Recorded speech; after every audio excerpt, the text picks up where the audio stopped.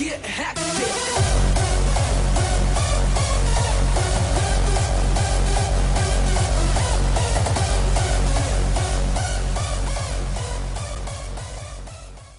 So the Federal Reserve wants to start unloading their balance sheet, which includes the mortgage-backed securities and treasury securities. Mortgage-backed securities, or MBS, are a type of bond representing an investment in a pool of real estate loans.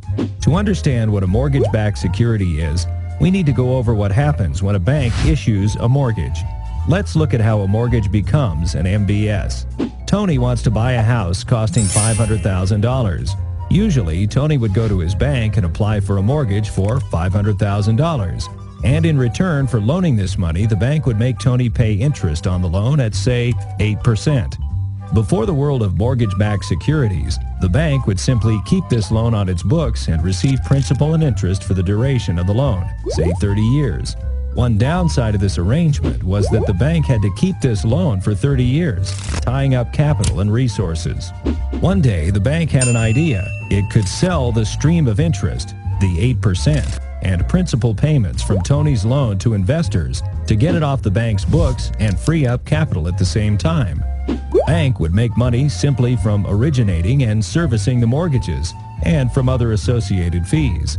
In order to sell the interest streams to investors, the bank bundles Tony's loan together with hundreds, maybe even thousands, of other mortgages. Then the bundle of mortgages is sold to an investment bank in the form of a single bond. The investment bank partitions the pool of loans according to quality and sells the sections to other investors. So although Tony makes payments to his bank, the loan is actually in the hands of investors. Mortgage-backed securities are essentially a way for banks to free up capital and provide a way for investors to buy into mortgages. Let's back up a little bit.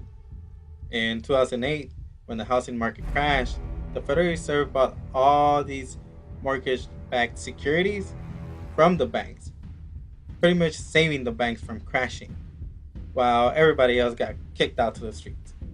The Fed's debt went from $800 billion to $4.5 trillion. This is the reason interest rates have been super low. So now that they want to get rid of these mortgage-backed securities out of their balance sheet, what does this really mean? This means that the Feds want their money back. But in order to get their money back, the Treasury needs to sell bonds.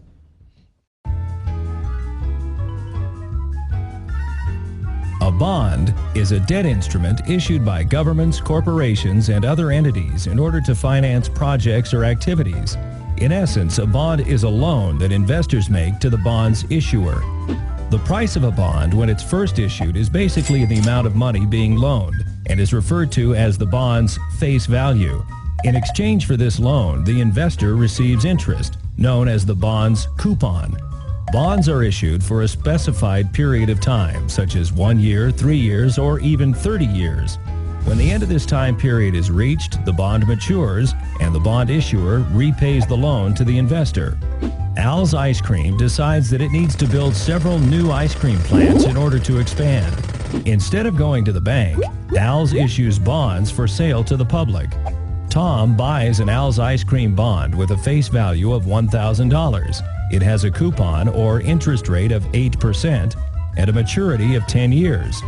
This means that Tom will receive $80 or 8% of $1,000 every year for the next 10 years. When the bond matures at the end of 10 years, Al's Ice Cream will return Tom's $1,000 investment. Tom could also sell his bond before it matures.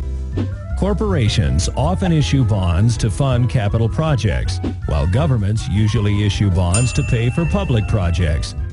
There are many types of bonds, but it is important to remember that the higher the interest rate on a bond, the more risk it is likely to carry.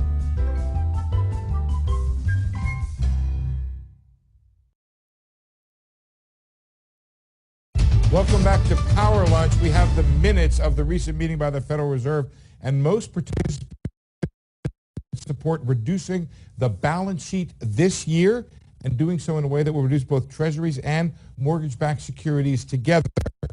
Now, they had a debate on whether or not they should end the reinvestment policy, both either gradually or doing so all at once. The market expects it to be done gradually, but the Fed doesn't provide any kind of indication as to what they believe here. One part of the minute says they prefer to do it gradually. Another says there was no preference for doing it gradually or all at once. That would certainly be a shock to the markets if they do indeed decide to do the reinvestment, end the reinvestment policy all at once. They also debated whether or not to make the balance sheet decline time or data dependent. Now, on monetary policy, they generally agreed that a gradual pace of rate increases was appropriate, but and that the Fed would still be accommodative after the recent hike that they were discussing at the meeting. But several do want a faster pace of rate hikes. And the things that would kind of get to a faster pace of rate hikes include three things: stronger business and consumer spending because of higher confidence numbers; second, appreciably more fiscal expansionary policy; and third, a more rapid buildup of inflationary pressures. Quite a bit of discussion about fiscal policy in the minutes. Several participants say they don't believe that meaningful fiscal stimulus would begin until 2018, so they pushed it back as well as the staff pushed it back.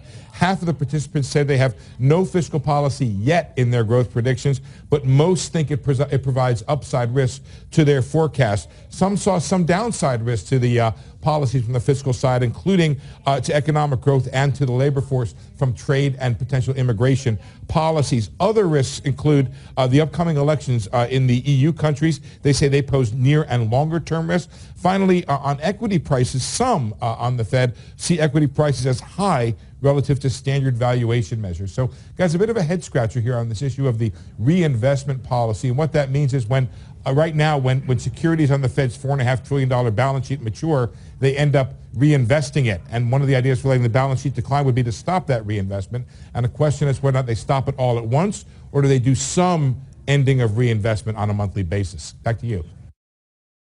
The problem is that who's going to buy these bonds? Nobody's been buying these bonds except for the Feds. And that's just for political purposes. But other than that, it doesn't make sense. I don't even know if it's going to be possible, because especially because the Federal Reserve is raising interest rates, which means everything that the Federal Reserve wants to sell off or wants to get back, it's garbage. It really is garbage. So I don't know what's going to happen. I'm not even sure if this is going to happen or not, but just want to get the information out there. You know what you think? Later. If you have any other questions, you can always contact me at scene.live/thecurrency.